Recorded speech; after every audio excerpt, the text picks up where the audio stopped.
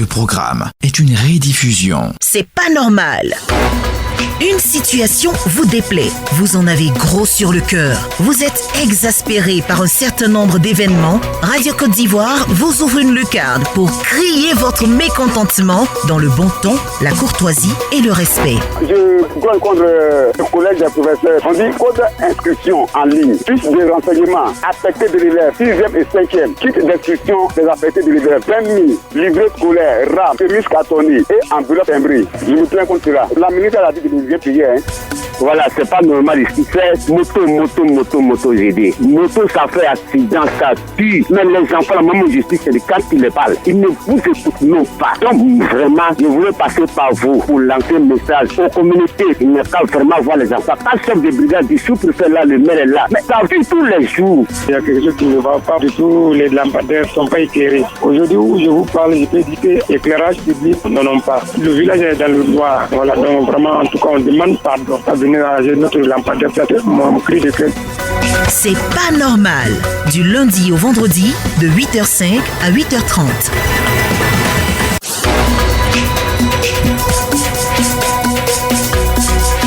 Madame, monsieur, c'est reparti pour un autre numéro de votre rubrique C'est pas normal, rubrique qui vous permet de crier votre mécontentement, de décrier des tares de votre localité en espérant toucher les autorités locales, justement, ou les autorités gouvernementales. On démarre ce numéro de C'est pas normal à Anyama. Kassoum Doumbia, comment allez-vous? Oui, ça va très bien chez vous. Ça va très bien, merci beaucoup. On vous écoute. Il s'agit d'un problème d'ambulance dans mon village. Mon village se nomme Bouroumasso. C'est situé où? À 40 km de Badinani. Bouroumasso, oui. À 40 km de Badinani. D'accord. Il y a un hôpital, il n'y a pas d'ambulance. Ouais, il n'y a pas d'ambulance. À chaque fois, quand il y a des cas graves, on a besoin de prendre les cas dans les motos à 3 euros pour aller au CHR de Djemé. Ouh là là. Donc, vraiment, c'est pas facile. Donc, je demanderai à l'autorité compétente de nous aider par rapport à ce problème. Surtout au ministère de la Santé, au ministère de la Santé publique, voilà, et de la couverture maladie universelle, de jeter un regard du côté de Bouroumasso. C'est à 40 km de Madinani. Ok, c'est ça, madame. Merci beaucoup, Kassoum Doumbia. Ok, merci bien à vous. C'est pas normal. On part à Abeka Kwadiokro, retrouver Conan Swanga Albert. Bienvenue sur Radio Côte d'Ivoire. Bravo. Alors dites-nous tout, Conan. Donc, j'appelle dans le village de Abeka Kwadiokro, 15 km de Kononfla, dans le département de Saint-Fra. Oui, je vais parler de mon école. En effet, les parents sont poussés pour construire la première école, l'école de classe avec logement intermédiaire. Actuellement, les verriers sont deux, les parents n'en peuvent plus. Dans notre cri de cœur, le conseil Café Cacao est venu nous donner un bâtiment de 3 classes, logement, 3 logements intermédiaires. Actuellement, nos élèves, pas dire nos enfants, ils sont en situation très grave. Parce que le dernier bâtiment là, c'est 3 classes. Donc les élèves sont un peu là-dedans. Les petits 80, 70. CP1, CP2 sont ensemble, CP2, C1, C2 sont ensemble, CM2 sont ensemble. Pour la base des enfants, vraiment, on peut dépasser. Donc, il faut faire une science auprès du conseil général de la Marawi, en passant par les coutumiers administratifs et politiques du département de Saint-Fra et en partie. Alors, Conan Swanga, oui. Vous voyez, on éprouve quelques difficultés à vous comprendre. C'est pourquoi je demande toujours d'aller droit au but. Donc, à Abeka Kwadiokro, il n'y a pas d'école. Il n'y a pas d'école. D'accord, et vous demandez l'aide des autorités, voilà, surtout du ministre de l'Éducation nationale et de l'alphabétisation. En effet, c'est ça. Abeka Kwadiokro, c'est à combien de kilomètres de Saint-Fra? Abeka Kwadiokro, bon, c'est à 40 km de Saint-Fra. À 40 km de Saint-Fra. D'accord. C'est bien noté. Merci d'avoir appelé sur Radio Côte d'Ivoire. Merci, madame. C'est pas normal. Sibiré Sib, comment allez-vous? Bienvenue sur Radio Côte d'Ivoire. Madame, je crains contre les élèves du lycée de Bangolo et le collège. 24 janvier 2017. Bon, je suis un mécanicien. Les gens me donnent des crédits, des pièces, je vendais. Bon, comme les pneus France au revoir, je vendais, je me débrouillais. Un client qui a envoyé son camion au garage. Ils ont cassé tout. Bon, maintenant, les pneus là, ils ont tout brûlé. Ils ont pris au goudron brûlé. Jusqu'à aujourd'hui, bon, il n'est pas de ce. Je suis allé au centre social, on m'a dit d'aller à la gendarmerie. Je suis allé à la gendarmerie, on m'a dit d'aller à la préfecture. Je suis allé à la préfecture depuis 24 janvier 2017 jusqu'à aujourd'hui. Donc, tout mon travail est gâté, je n'ai plus rien. Bon, crédit qu'on m'a donné, c'est 4 millions. Donc maintenant, quand même qu'ils ont gâté, Je suis obligé de remplacer tout. Ils ont cassé tous les vitres, tout déchiré. D'accord, monsieur Sibiré. Tous les pilets. Monsieur Sibiré. Je suis obligé de remplacer. Mais pratiquement où je vous parle, madame, je n'ai même pas 5 francs. Toute ma famille m'a fui. Je suis seul à la maison à cause de la pauvreté. Yako. Monsieur Sibiré. Oui, madame. Ces personnes qui vous ont vandalisé, vous les reconnaissez? Non, c'est des groupes. Ce sont des groupes, vous ne savez pas d'où ils viennent? Non, c'est des élèves des lycées et les collèges. D'accord, donc là, votre doléance va à l'endroit de qui? À l'endroit de la gendarmerie où vous avez porté plainte et vous n'avez pas de résultat jusque-là? Oui, comme à la préfecture aussi. Et à la préfecture aussi, et qu'en attendant, on vous vienne en aide? En ce moment, le préfet n'était pas là, c'était son secrétaire. D'accord, maintenant que le préfet il est là, essayez de repartir vers lui pour poser le problème. Nous, on a déjà entendu ça ici sur Radio Côte d'Ivoire. On va essayer d'interpeller plus ou moins les autorités de la gendarmerie. Le préfet est venu ici et reparti là-bas encore. D'accord, on interpelle les autorités, les responsables de la gendarmerie de Bangolo où la plainte a été posée. Vraiment essayer de faire le maximum pour trouver ces responsables-là parce qu'il a besoin de son matériel, il a besoin de travailler, Sibiré, pour subvenir à ses besoins. Merci beaucoup d'avoir appelé sur Radio Côte d'Ivoire. C'est pas normal. Célestin Kwasi, vous nous appelez de Chiepo. C'est ça. À combien de kilomètres de Divo? 45. Bien noté. Qu'est-ce qui ne va pas? Bon, ce qui ne va pas, je voulais parler de la vie chère. Bon, toujours, on dit non, ils n'ont qu'à essayer de diminuer les choses, mais ça continue d'augmenter seulement. Bon, la dernière fois, ils sont allés payer les œufs à la boutique. Allez, c'est devenu 125 francs. Et on dit que non, bientôt, la boîte d'allumettes même sera 50 francs. On ne sait même pas quoi faire. Franchement, on demande pardon. Qui diminue les choses? D'accord. Je pense que ce problème-là est récurrent. La cherté de la vie, c'est partout. Tout le monde subit ça. Même les hautes autorités subissent la cherté de la vie. Et je pense que la hausse de prix de certaines denrées partent de la hausse de prix du carburant. Voilà, parce que ceux qui transportent tout ceci, quand le carburant il est en hausse, ils utilisent cela comme argument. Mais il faut pouvoir aider la population à se nourrir convenablement et avoir accès facilement à toutes les denrées de première nécessité. Et ça, le gouvernement ivoirien y travaille avec à sa tête la première autorité de ce pays, Monsieur le Président Alassane Ouattara. Donc on va vous demander juste d'être patient. C'est partout tout est cher, mais on croise les doigts vu que le gouvernement est en train de travailler ça déjà c'est rassurant. Et puis on espère que les choses rentreront dans l'ordre un peu plus vite. C'est pas normal. Yaomar, vous nous appelez de Bodokro. Oui. C'est où précisément? Bodokro, c'est dans le département de Ouaké, dans la région de Béoumi. Alors, qu'est-ce qui n'est pas normal? Je voulais parler de la mairie de Bodokro. D'accord. La mairie de Bodokro ne fait pas son travail. Ah bon? Vous voyez, nous, les hommes de métier, là, souvent, la mairie a construit des magasins, il y a plein de magasins de Bodokro, environ au moins 20 et quelques magasins. Mais aujourd'hui, vous parlez, ceux qui sont dans les magasins, il ne faut pas au moins 5 personnes parce que le prix est cher. D'accord. Bon, aujourd'hui, tu t'en vas prendre un magasin, ils vont te dire de payer caution 50 000 d'abord, avant de rentrer dans le magasin. Maintenant, tu vas payer 7 000 à mois, plus les taxes 2 000. Ça te fait au moins 9 000. Maintenant, bon, tu vas payer courant. Toi, tu as une maison à la maison, tu vas louer tout ça là. Or, Bodokro, c'est pas encore développé. Quand c'est comme ça ne nous arrange pas.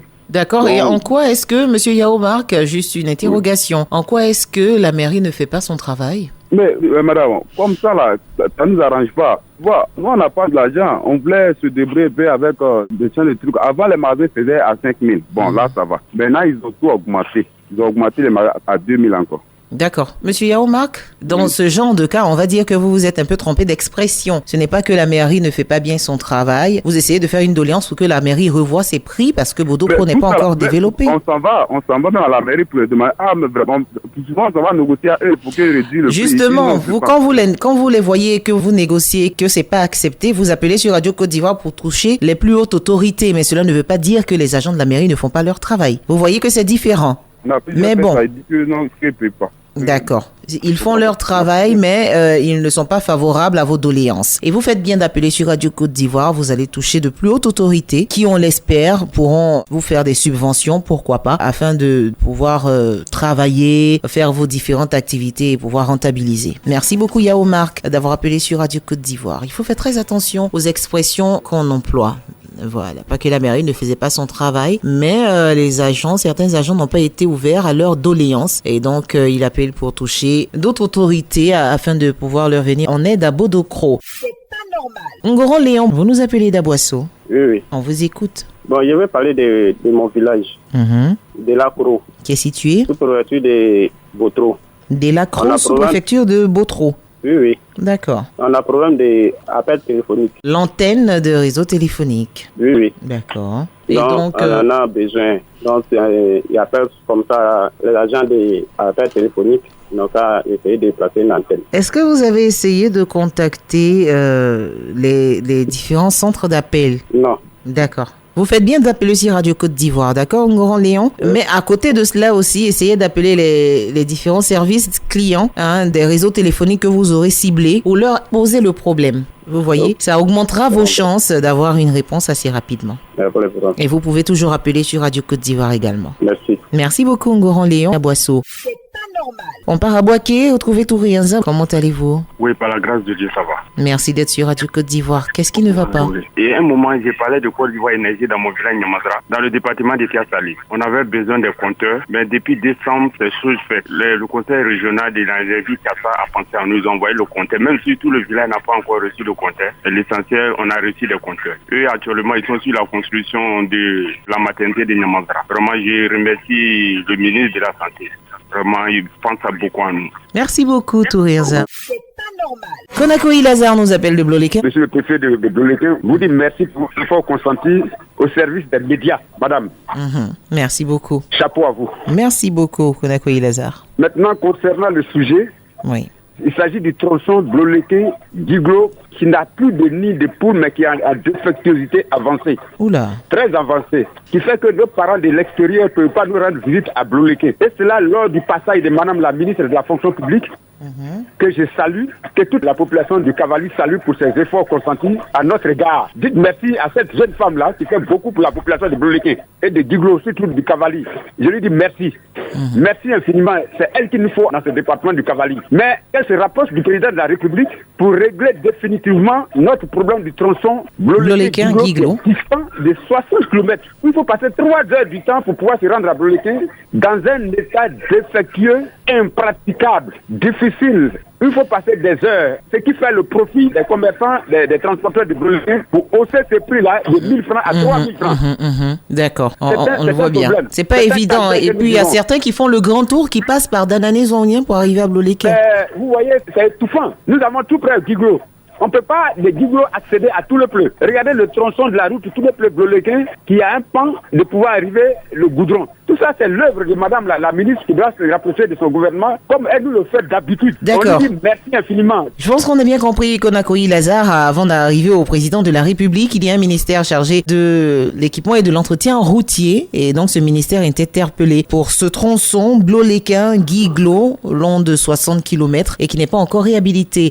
Pas normal. Damois Jérémy, vous nous appelez de Kofi Croix-Fema. Sous-préfecture de Maféré, exactement. Kofi Kro, Bafia, Dibi, ces 3 villages ont même préoccupation. Nous avons 2 préoccupations majeures. À savoir, l'état de la route. Maféré, Bafia, Kofi Kro, Dibi jusqu'à Créti est impraticable. Malgré que nous sommes en saison sèche, mais il est difficile pour nous de nous déplacer. Ça, c'est notre première préoccupation. La deuxième préoccupation, ces 3 villages font à peu près 20 000 habitants. Nous n'avons pas de collège. Alors que vu qu'on souhaiterait, parce que c'est dans ce village que passent les examens de fin d'année des enfants d'entrée en 6e. Alors donc, nous sollicitons un collège de proximité à défaut d'un lycée, un collège de proximité à Kofiko, pour permettre à nos enfants d'être proches de nous et qu'ils soient bien surveillés. Voilà notre doléance. À l'endroit du ministère de l'Éducation nationale et de l'alphabétisation. Exactement. Merci beaucoup, Damois Jérémy. C'est bien noté, on espère que l'équipe de Madame le ministre est à l'écoute de ce numéro de C'est pas normal. Kofi Croix-Fema qui est situé à 24 km de Maféré. C'est pas normal. Kwaku Samuel. Oui, Annick. À Gaba. C'est à combien de kilomètres de Sipilou? Nous sommes à 22 km. À 22 km. Oui. Qu'est-ce qui ne va pas? Franchement, nous disons un grand merci au président de la République pour tout ce qu'il fait pour le département de Sipilou. Franchement, quand l'autre jour nous avons entendu le budget de l'année 2023, nous sommes très très émus de moins entendre cela. Donc, nous demandons un grand pardon à notre président. Vraiment, notre route bien comment Sipilou, que la première qui a été posée depuis en 2020, vraiment qu'il y ait pitié de nous. Si, pour achever ce qui est à travers ce budget de l'année 2023. Donc, franchement, là, nous demandons pardon à nos présidents et puis à son gouvernement que au moins cette année 2023 soit au moins une bonne année pour la vie des citoyens. D'accord. C'est bien noté. Merci beaucoup. Vous avez besoin de cet axe-là. La première pierre a été posée, ça donnait de l'espoir, mais il n'y a pas eu de suite. Et vous demandez vraiment de la suite. Et c'est encore le ministère de l'Équipement et de l'Entretien routier qui est interpellé. Merci beaucoup, Kwaku Samuel. C'est pas normal. Patrick Conan, vous êtes notre dernier intervenant. Vous appelez de Ndouci. Oui. Alors, dites-nous tout. Alors, c'est concernant le projet d'adduction d'eau potable dans la région qui va couvrir Tikensi, Divo, Nala. Alors, le château d'eau qui est en construction, ce projet-là date depuis 2020. Jusqu'à présent, le château n'est pas encore terminé. Oula. À la limite, même, je peux dire que le château est en arrêt. La route du château est en arrêt. Bon, le projet de canalisation, lui, en tout cas, il a avancé, mais il y a des difficultés sur l'axe. Donc, moi, j'aimerais quand même que l'autorité mette un peu beaucoup plus de célérité sur un tel projet parce qu'il s'agit de l'eau. C'est assez délicat. De la vie. Voilà, donc j'aimerais que la célérité avec laquelle on suit le projet de goudron et de pont, que même celui-là soit mis au niveau de ce projet parce que les populations attendent depuis 2020. D'accord. Donc, déjà, le château qu'il faut changer, peut-être les bases, parce qu'il est très vétuste. Oui. Avant de commencer ce projet. En arrêt.